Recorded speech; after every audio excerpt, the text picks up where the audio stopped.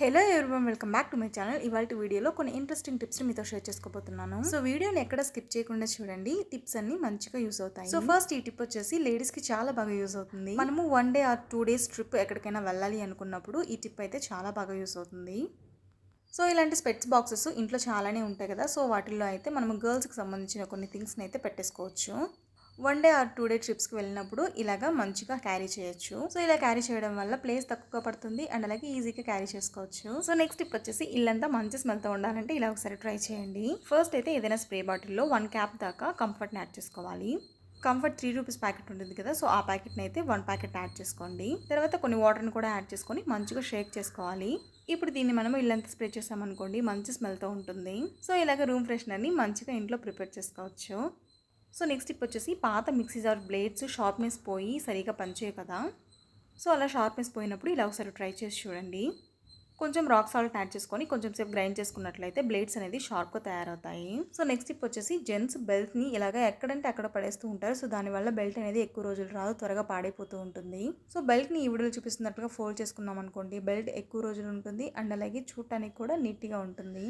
So మీకు కూడా ఎప్పుడైనా యూజ్ అనిపిస్తే ఇలా ఒకసారి ట్రై చేసి చూడండి. ఇంట్లో ఇలాంటి ప్లాస్టిక్ బాటిల్స్ కానీ గాజు బాటిల్స్ కానీ వేస్ట్గా పడేస్తూ ఉంటాం కదా. సో ఇలాంటి బాటిల్స్ని పడేయకుండా రీయూజ్ చేసుకోవచ్చు ఆయిల్ డిస్పెన్సెస్గా.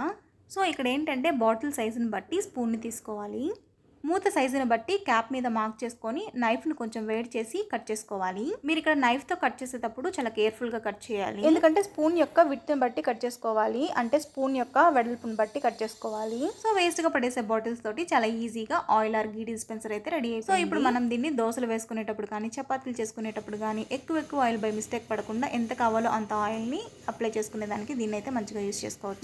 చిన్నపిల్లలు కానీ ఆఫీస్కి వెళ్ళే వాళ్ళు కానీ డైలీ వాటర్ బాటిల్ని బ్యాగ్లో క్యారీ చేస్తూ ఉంటారు. సో బై మిస్టేక్ ఒక్కొక్కసారి వాటర్ బాటిల్ అనేది లీక్ అయిపోయి వాటర్ అంతా పడి బ్యాగ్ అంతా తడిచిపోతూ ఉంటుంది కదా. సో అలా కాకుండా ఈ చిన్న ట్రిక్ని ట్రై చేయండి. ఒక రబ్బర్ బ్యాండ్ తీసుకొని ఈ వీడియోలో చూపిస్తున్నట్లుగా బాటిల్కి ఇలా పెట్టేసేయాలి. తర్వాత వాటర్ బాటిల్ క్యాప్ని పెట్టేస్తే సరిపోతుంది. ఇలా చేస్తే బాటిల్ అనేది లీక్ అవ్వకుండా ఉంటుంది.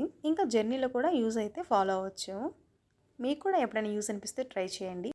మీ స్కిన్ ఆయిలీ స్కిన్ ఎంత ఫేస్ వాష్ చేసినా కూడా ఆయిలీగా జిడ్డుగా అయిపోతూ ఉంటుంది. అయితే ఇంట్లోనే ఈజీగా ఈ హోమ్ మేడ్ మాయిశ్చరైజర్ని ట్రై చేయండి. ఫస్ట్ ఒక బౌల్లో ఈక్వల్ క్వాంటిటీలో అలోవెరా జెల్ అండ్ అలాగే రోజ్ వాటర్ని యాడ్ చేసుకొని మంచి క్రీమీ టెక్స్చర్ వచ్చేంత వరకు మిక్స్ చేసుకోవాలి. సో ఇలా కొంచెం సేపు మిక్స్ చేసుకున్న తర్వాత మంచిగా క్రీమ్ లాగా వస్తుంది. సో ఇప్పుడు ఈ క్రీమ్ని మనము ఒక బాక్స్లో స్టోర్ చేసి పెట్టుకోవచ్చు. నైట్ పడుకునే ముందు ఫేస్కి, హ్యాండ్స్కి, లెగ్స్కి అప్లై చేసుకోవచ్చు. డైలీ ఇలా ఈ క్రీమ్ని అప్లై చేసుకోవడం వల్ల ఆయిలీ స్కిన్ వాళ్ళకి మంచి రిజల్ట్ ఉంటుంది. ఈ క్రీమ్ని మన ఫేస్కి అప్లై చేయడం వల్ల మన ఫేస్ అనేది స్మూత్గా, సాఫ్ట్గా, గ్లాసీగా ఉంటుంది. ఇది న్యాచురలే కాబట్టి ఎలాంటి సైడ్ ఎఫెక్ట్స్ కూడా ఏమీ ఉండవు. హార్లిక్స్ కానీ బూస్ట్ కానీ అవి ఎక్కువ ప్యాకెట్స్లో తెచ్చుకున్నప్పుడు హార్డ్గా అయిపోతూ ఉంటాయి కదా. ఇలాంటి వాటిని మనము ఇలాగే ప్యాకెట్స్లో స్టోర్ చేసి పెట్టేసుకున్నాం అనుకోండి, ఫాస్ట్గా హార్డ్గా తయారైపోతాయి అనమాట. ఫ్రెష్గా ఉండవు ఎక్కువ రోజులు. ఇలాంటి గ్లాస్ జార్స్లో కానీ లేకపోతే ఎయిర్టైట్ కంటైనర్లో స్టోర్ చేసి పెట్టుకుంటే ఎక్కువ రోజులు ఫ్రెష్గా ఉంటాయన్నమాట.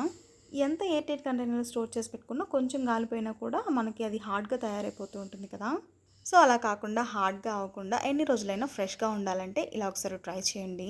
ఒక టిష్యూ పేపర్లో కానీ లేకపోతే నార్మల్ పేపర్లో కానీ కొన్ని రైస్ని తీసుకొని దాన్ని ఫోల్డ్ చేసుకొని రబ్బర్ బ్యాండ్ వేసుకోవాలి. మీరు ఎందులో అయితే స్టోర్ చేసుకోవాలనుకుంటున్నారో సో దాంట్లో మనం రైస్ని ఫోల్డ్ చేసుకున్నాం కదా, సో ఆ పేపర్ని పెట్టేసేయాలి.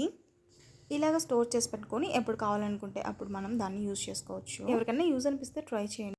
కొంతమందికి మేకప్ అనేది ఇష్టం ఉండదు అండ్ అలాగే మేకప్ వేసుకున్న తర్వాత పింపుల్స్ రావడము అండ్ అలాగే సైడ్ ఎఫెక్ట్స్ కూడా ఎక్కువగా వస్తూ ఉంటాయి.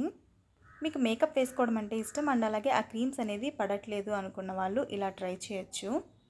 ఇలా ట్రై చేయడం వల్ల ఇన్స్టెంట్ గ్లో వస్తుంది అండ్ అలాగే మన ఫేస్ కూడా చాలా బ్రైట్గా ఉంటుంది. ఫస్ట్ అయితే మీరు ఏ క్రీమ్ అయితే యూజ్ చేస్తున్నారో ఆ క్రీమ్ అండ్ అలాగే ఏ టాల్కమ్ పౌడర్ని అయితే యూజ్ చేస్తున్నారో ఆ రెండింటిని మంచిగా క్రీమ్ లాగా మిక్స్ చేసుకోవాలి. ఇప్పుడు ఇలా మిక్స్ చేసుకున్నటువంటి క్రీమ్ని ఫేస్ మీద అప్లై చేసుకొని జెంటిల్గా మసాజ్ చేసుకోవాలి. ఇలా ఫేస్ మొత్తం స్ప్రెడ్ చేసుకున్న తర్వాత ఫేస్ అనేది మంచిగా గ్లోగా ఉంటుంది. ఇంకా ఏ క్రీమ్ని అప్లై చేయాల్సిన అవసరం లేదనమాట. మేకప్ పడిన వాళ్ళు ఇలా ట్రై చేయొచ్చు. ఎవరికన్నా యూజ్ అనిపిస్తే ట్రై చేయండి. సో నెక్స్ట్ టిప్ వచ్చేసి ఇంట్లో ఏవైనా కొన్నప్పుడు ఇలాగా పాలిథిన్ కవర్స్ చాలానే వస్తుంటాయి కదా. సో వాటితో అయితే ఇలాగా గ్లౌజెస్ని అయితే ప్రిపేర్ చేసుకోవచ్చు.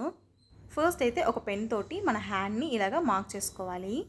తర్వాత ఒక నైఫ్ని హీట్ చేసుకొని మనం మార్క్ చేసుకున్నాం కదా ఆ షేప్లో కట్ చేసుకోవాలి. ఇలా మంచిగా కట్ చేసేసుకున్న తర్వాత మనకైతే గ్లౌజ్ అయితే రెడీ అయిపోతుంది అనమాట. సో ఇప్పుడు మనం ఈ గ్లౌజ్ని హెయిర్ డై వేసుకునేదానికి కానీ లేకపోతే వాష్రూమ్ ఏరియాస్లో సింక్ దగ్గర క్లీన్ చేసేటప్పుడు కానీ మంచిగా యూజ్ చేసుకోవచ్చు. గోధుమ పిండి కానీ మైదా పిండి కానీ ఇలాంటి ఫ్లోర్స్ ఎక్కువగా తెచ్చుకున్నప్పుడు పాడైపోయి ఎక్కువగా పురుగు పడుతూ ఉంటాయి కదా. సో అలా కాకుండా ఎన్ని రోజులైనా ఫ్రెష్గా ఉండాలంటే ఇలా ఒకసారి ట్రై చేయండి. ఫస్ట్ అయితే పిండిని తెచ్చుకున్న వెంటనే ఏదైనా కంటైనర్లో వేసుకోవాలి. తర్వాత అందులో 2 బిర్యానీ ఆకులను వేసుకొని స్టోర్ చేసుకున్నట్లయితే ఎన్ని రోజులైనా ఫ్రెష్గా ఉంటుంది. ఎవరికైనా యూజ్ అనిపిస్తే ట్రై చేయండి.